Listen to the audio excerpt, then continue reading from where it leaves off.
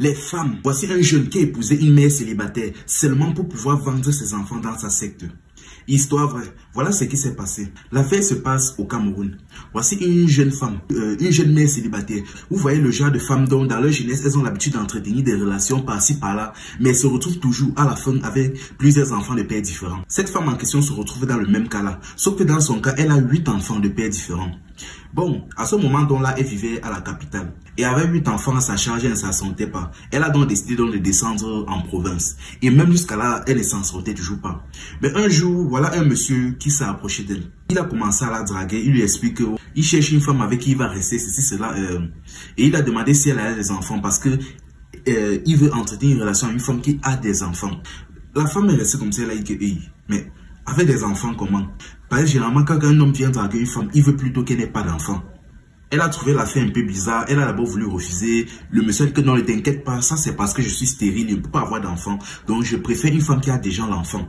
De peur que par derrière, pas me tromper pour ceci, cela. Le monsieur à ce moment-là, il était juste en train de travailler pour une entreprise là pour 1 mois seulement. La femme a donc dit que bon, comme vous me voyez là, j'ai déjà 8 enfants. Si c'est que vous allez seulement venir me mettre le 9e et parti, pardon, je ne veux pas les problèmes parce que ceux-ci qui sont derrière ma charge me dépassent. Bon, si tu es vraiment sérieux, tu vas alors m'épouser. Et elle a dit ça dans la blague. Le monsieur a dit que bon, si c'est comme ça, il n'y a pas de problème. Que après mes 1 mois de travail, si je vais partir faire 1 mois, je vais faire un voyage de 1 mois et quand je vais revenir là, je vais t'épouser. La femme a dit que ok, le monsieur est parti. Dans sa tête, donc la femme se disait que non, c'est juste un plaisantin. Peut-être il a juste fait ça, là il part, il ne vient plus. Après donc 1, 2, 3 mois passent, le monsieur ne répond plus. Là il s'est dit que ah, c'est confirmé. C'était seulement un blagueur là-bas. Mais un jour donc le monsieur la téléphone. Elle décroche le téléphone, il dit que alors oui, il dit que bon, je t'avais dit que après les 1, 2 mois, si j'allais t'épouser, non. Elle dit que comment ça? Il dit que oui, je vais t'épouser, fais directement ta liste. La femme dit que mais comment ça? Donc tu vas m'épouser seulement comme ça. Elle dit que oui, je t'avais promis ça.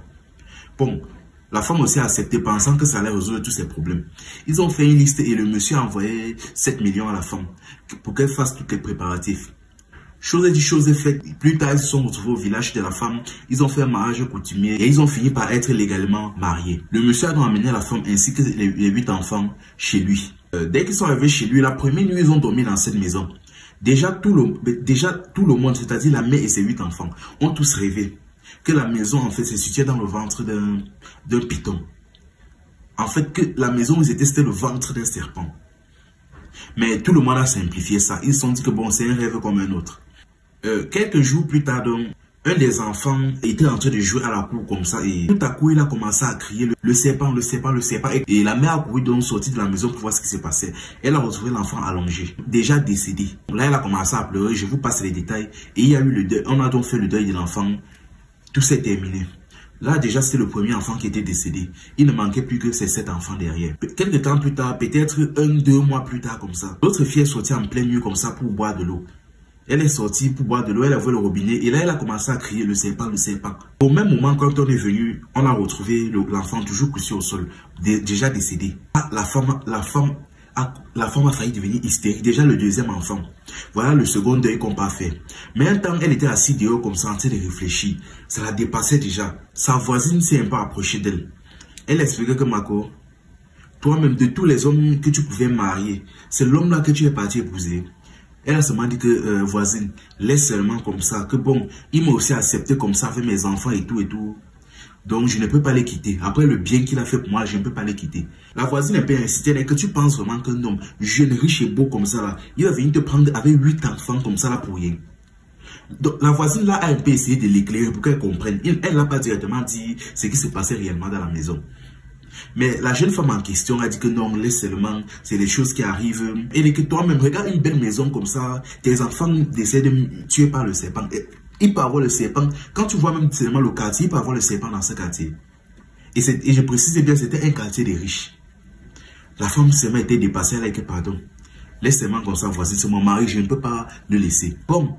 Après s'être laissée avec la voisine, elle est directement partie discuter avec son mari, rapporter tout ce que la voisine a dit. Là, le mari a dit que non, c'est seulement la jalousie. C'est parce que je suis riche et tout. Ceci, cela. Là aussi, la jeune femme aussi naïve comme elle a aussi mis la jalousie dedans. Et c'est comme ça qu'elle a commencé à ne même plus parler avec la voisine. Et 8 mois plus tard, une de ses filles a eu à peu près le même problème. Elle est sortie aussi comme ça, en pleine nuit, on ne sait pas trop ce qui se passait. Et pour rien comme ça, elle s'est mise à crier. Serpent, serpent. Et c'est comme ça on redécouvre seulement le corps. Voilà déjà le troisième enfant qui est décédé. À partir de là, la tête de la femme va commencer sérieusement à chauffer. Un jour donc, c'était déjà fort. Elle a décidé d'envoyer ses 5 enfants, peut-être passer des vacances sur une de ses tantes. Donc, ce qui fait qu'elle était seule dans la maison, mais son mari n'était pas au courant. À un moment, elle s'est couchée dormir. Elle avait constaté que la nuit, son mari a l'habitude de sortir vers une certaine heure. Comme il sort de la chambre, là, il fait 3-4 heures avant de revenir se coucher. Une nuit là donc, elle s'est couchée comme ça, son mari est sorti, elle-même est restée allongée et elle commence à entendre comme si quelque chose glissait sur les carreaux. Quelque chose glissait sur les carreaux. Elle se redresse et voit la queue du serpent.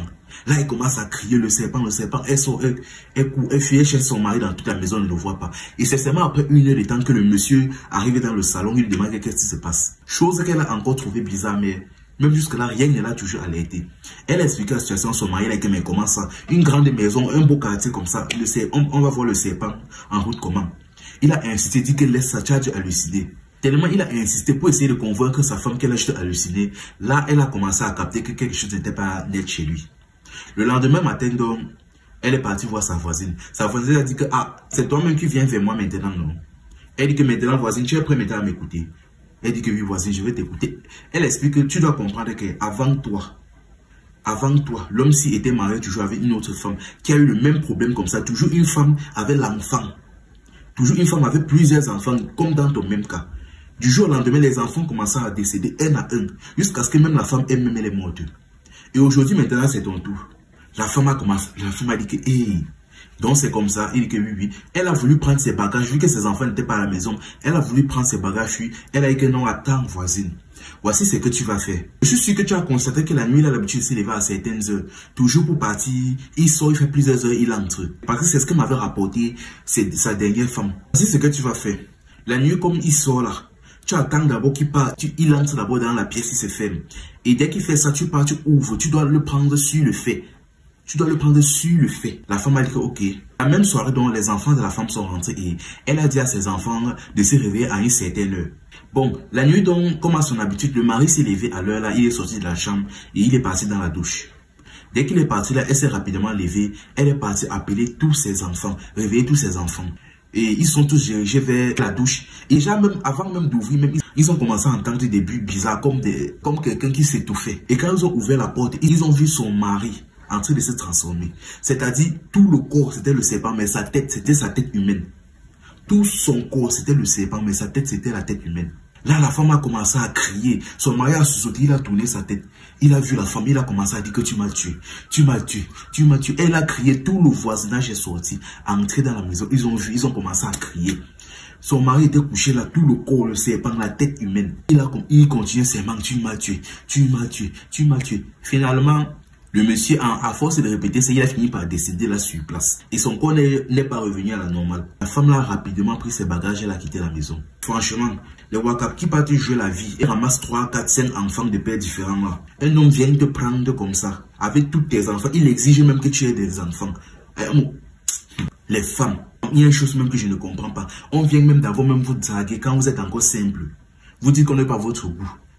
Mais quand vos goûts, pas votre goût, vos goûts, vous enseignez et fuient.